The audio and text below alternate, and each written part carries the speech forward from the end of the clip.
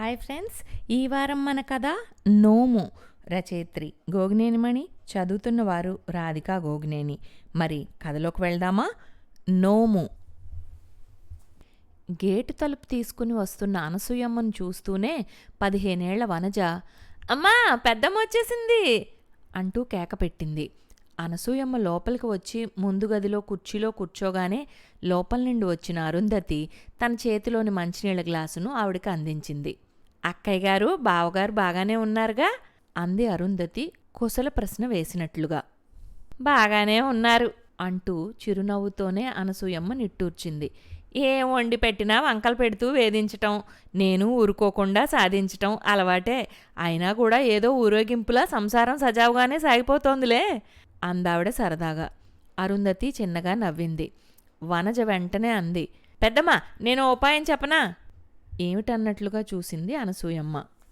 ఏముంది, పెద్దనాన్న వడ్డించమనగానే నువ్వు వెంటనే కాకుండా ఏదో ఒకలాగా ఒక అరగంట ఆలస్యం చేసి అప్పుడు వడ్డించు. ఆకలి రుచెరగదా అన్నారు కదా, అప్పుడేం వంకలు పెట్టకుండా తినేస్తారు. వనజ మాటలకు వాళ్ళిద్దరూ చిరునవ్వులు చిందించారు. నీకన్నీ మా అక్కయ్య మాటల్లోని చమత్కారాలు అలవాడినట్లున్నాయి అంది అరుంధతి కూతురు వైపు చిరునవ్వుతో చూస్తూ. అప్పుడే అక్కడికి వచ్చిన ప్రకాశ్రావు అనసూయమ్మను చూసి చిరునవ్వుతో పలకరించినట్లుగా అన్నాడు. మేం చెప్పినట్లుగానే ఒక పూట ముందు వచ్చారు, సంతోషం.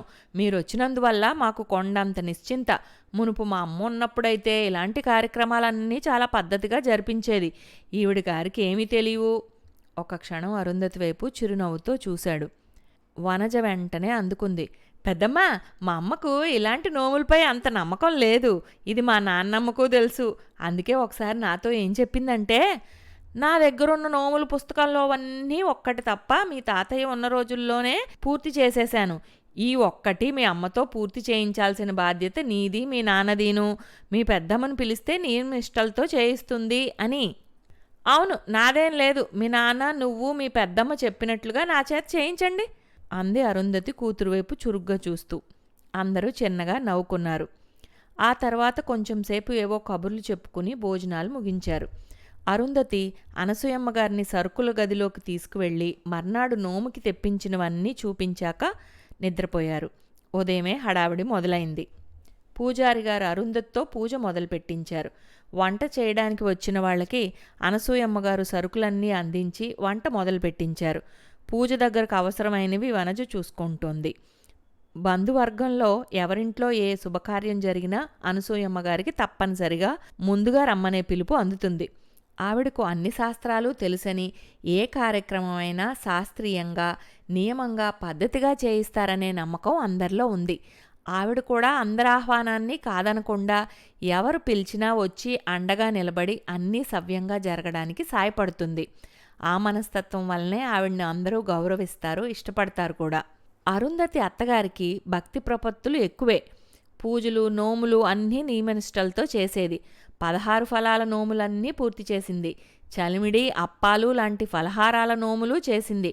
ఒక్క పులిహార నోము తప్ప. పులిహారను కొలత ప్రకారం వండి తమ బంధువులను మాత్రమే పిలిచి తమ ఇంటి దగ్గరే తినే ఏర్పాటు చేయాలి. ఆ రోజుకి ఆ పులిహార పూర్తయిపోవాలి. వేరెవరికీ పెట్టకూడదనే నియమము ఉంది. ఈ చివరి నోము చేద్దామనుకునేంతలో ఆవిడ భర్త అంటే ప్రకాశ్రావు తండ్రి చనిపోవటము, ఆ తర్వాత కొన్నాళ్లకే ఆవిడా కాలం చేయటం జరిగిపోయింది. బ్రతికి ఉన్నప్పుడు తల్లి చెప్పిన మాటల్ని బట్టి ప్రకాశ్రావు భార్యతో ఆ నోము సంగతి గుర్తు చేసి అది చేయటానికి కావలసిన ఏర్పాట్లన్నీ చేశాడు కూడా.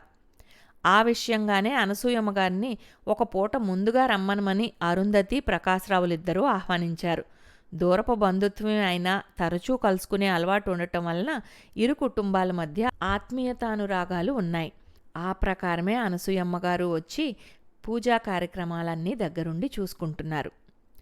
ఆ ముందు రోజే వనజ, అరుంధతి ఆ ఊళ్ళోని తమ బంధువుల్ని పులిహారతో పాటు భోజనానికి రమ్మని పిలిచి వచ్చారు. పూజ పూర్తయి పూజారిగారు సంభావన తీసుకుని వెళ్ళిపోయారు. వంటవాళ్లు కూడా వండినవన్నీ ఒకచోట సర్దారు. వడ్డన కార్యక్రమాలన్నీ ఇంటివాళ్లే చూసుకుంటారు కాబట్టి వాళ్ళు వెళ్ళిపోయే పనిలో ఉండగా ఒక చిన్న ఉపద్రవం జరిగింది. గదిలో దేవుడికి పూజలో నైవేద్యం చూపిన పులిహార గుండిగను ఒకచోట వేరేగా పెట్టి ఉంచారు. లెక్క ప్రకారం వండిన దాన్ని పేరంటానికి వచ్చిన వాళ్ళకు మాత్రమే వడ్డించాలనే ఆచారము ఉంది. పూజ పూర్తయ్యాక బట్టలు మార్చుకుని వస్తానని అరుంధతి అనసూయమ్మగారికి చెప్పి అక్కడే ఆ గదిలో ఓ వారగా పెట్టున్న పులిహార గుండిగలో పిల్లలెవరూ చేతులు అవి పెట్టకుండా ఓ కంట కనిపెట్టి చూస్తుండమని ఆవిడికి పురమాయించింది. అయితే ముందు రాత్రి నిద్ర సరిగ్గా పట్టకపోవటంతో అప్పుడు అప్రయత్నంగా చిన్నగా కళ్ళు మూతలు పడ్డాయి అనసూయమ్మగారికి. పక్కనే ఉన్న తలుపు నుండి వచ్చిన 2 కుక్కలు పులిహార గుండిగపై పెట్టిన మూతను తోయటంతో ఆ శబ్దానికి ఆవిడ ఉలిక్కిపడి కళ్ళు తెరిచింది. అయ్యో, అపచారం జరిగిపోయిందంటూ గగ్గోలు పెట్టింది. ఏమైందంటూ ప్రకాశ్రావు, అరుంధతి అక్కడికి వచ్చారు. ఆవిడ చెప్పిన విషయం విని నిర్విణ్ణులైపోయారు. కుక్క లోపలకు మూతి పెట్టకపోయినా గిన్నెను తాకింది కాబట్టి మైలపడినట్లేనని, ఆ పదార్థం పనికిరాదని ఆవిడ తీర్మానించేసింది. ప్రకాశ్రావుకి కోపం తన్నుకొచ్చింది. అదే తప్పు అరుంధతి వలన జరిగి ఉంటే ఉగ్ర నరసింహావతారంలా అరిచి కోపాన్ని తీర్చుకునేవాడు. పెద్దావిడ అనసూయమ్మగారిని ఏమనగలడు? అందువల్లే కోపాన్ని అణుచుకుని చివర్లో ఇలా జరిగిందేమిటి అంటూ తలపట్టుకున్నాడు. అరుంధతి పరిస్థితి అలానే ఉంది. గుడ్లు అప్పగించి ఏం చేయాలో తోచనట్లుగా దిక్కులు చూస్తుండిపోయింది. ప్రకాశ్రావు వైపు చూస్తూ అనసూయమ్మగారు మెల్లగా గొణిగినట్లుగా చెప్పింది. పొరపాటు నాదేలే నాయనా, నేనే ఏర్పాటేదో చేయిస్తాగా, మీరేం కంగారు పడకండి. ఎంతలో తయారైపోతుంది, ఇంకా వంటవాళ్ళు వెళ్ళనే లేదుగా. నేను వాళ్లతో మాట్లాడి మళ్ళీ చేయించేస్తా. ఇక నైవేద్యం అంటారా? పదార్థాన్ని పూజగదిలో పెట్టి ఇన్ని నీళ్లు చల్లి దేవుడి వైపు చేయి చూపించటమే. నైవేద్యం పెట్టేటప్పుడు చదివే మంత్రము నాకు వచ్చు. అందువల్ల ఇబ్బంది ఏం లేదు, మీరేం కంగారు పడకండి. అలా ఆవిడ వాళ్లకు ధైర్యం చెప్పింది. ఆ తర్వాత వంటవాళ్లను మళ్లీ వండటానికి ఒప్పించింది. తను సాయం చేస్తానంది. ముందుగా వాళ్ళు వేరే చోట చేయాల్సిన పని ఉందని వెళ్ళిపోవాల్సిందే అన్నారు. ఆవిడ ఈ పనికి అదనంగా వేరేగా ఇస్తాననేసరికి మెత్తపడి అంగీకరించారు. వనజ వచ్చి, మళ్ళీ వండడం అంటే ఆలస్యం అయిపోతుందిగా పెద్దమ్మ, అప్పుడే కొందరు వచ్చేశారు కూడా అంది. ఆవిడ చిరునవ్వుతో, నిన్న సాయంకాలం నాకు చెప్పిన ఉపాయాన్నే ఇప్పుడు ఈ అవసరానికి వినియోగించు. వచ్చిన వాళ్ళందరినీ ముందు హాల్ గదిలో కూర్చోబెట్టి పూజ చేయించిన శాస్త్రిగారు చెప్పారంటూ ఓ అరగంట సేపు భజన చేయించు. అలా చేయటం వలన పేరంటాళ్ళందరికీ కూడా పుణ్యం వస్తుందని చెప్పారను. చక్కగా పాటలు పాడేవాళ్ళు ఉంటారుగా, అలాంటి వాళ్ళని వాళ్ళకి నచ్చిన భజన పాటల్ని పాడమను. మిగతా వాళ్ళందరూ చేతులతో చిన్నగా దరువేస్తూ రామా రామా అంటూ ఉంటే సరిపోతుందని చెప్పు. ఆకలి రుచెరగదని చెప్పావు గదే, భజన్ తర్వాత భోజనాలు చేసిన వాళ్ళంతా వంటకాలన్నీ ఎంత రుచిగా ఉన్నాయో అంటారు చూడు అంటూ ఆవిడ నవ్వింది. వనజ కూడా చిరునవ్వుతో అలాగే అన్నట్లుగా తల ఊపింది. మొత్తానికి అలా పులిహారను మళ్లీ వండించి ఏ ఆటంకం లేకుండా భోజన కార్యక్రమాలు సక్రమంగా పూర్తయ్యేటట్లు అనసూయమ్మగారు పర్యవేక్షించారు. అలా ఆ కార్యక్రమం సక్రమంగా సంతృప్తిగా జరగటంతో అందరూ ఊపిరి పీల్చుకున్నారు. అరుంధతి వచ్చి, అక్కయ్య గారు, మీరు వంట వాళ్లకు మీ చేతి డబ్బు ఇవ్వడం నేను చూశాను. అలా ఎందుకు? నేనిస్తా, ఇంటి ఖర్చులు కానీ నా దగ్గర పెట్టుకున్నది ఉంటుందిగా అంది. అనసూయమ్మగారు నవ్వేసింది. బాలేదానివే అమ్మాయి, నీకు చీర కొనుక్కోమని ఇద్దామనుకుని తెచ్చిన డబ్బును ఇలా ఖర్చు చేశానంతే. ఎవరిదైతే ఏముందిలే, నువ్వు తలపెట్టిన మంచి పనిలో నా చేయి పడిందనే తృప్తి చాలు నాకు. అరుంధతి చిరునవ్వుతో మౌనంగా ఉండిపోయింది. ఆ సాయంకాలం పెరట్లో నూతిగట్టుపై ఒక్కతే కూర్చున్న వనజను చూసి అనసూయమ్మ పలకరించింది. తాను బయలుదేరబోతున్న విషయమూ చెప్పింది. ఒక్క సందేహం అంటూ అనసూయమ్మగారి చేయి పట్టుకుని వనజ తన పక్కన కూర్చోబెట్టుకుని మాటలు మొదలుపెట్టింది. పెద్దమ్మ, నీకు మా అమ్మ చెప్పిన విషయమే అనుకో. మా పొలంలో పనిచేసే దాసు వాళ్ళ బంధువులు ఊరికి కొంచెం దూరంగా ఒక చోట పాకల్లో ఉంటారుగా.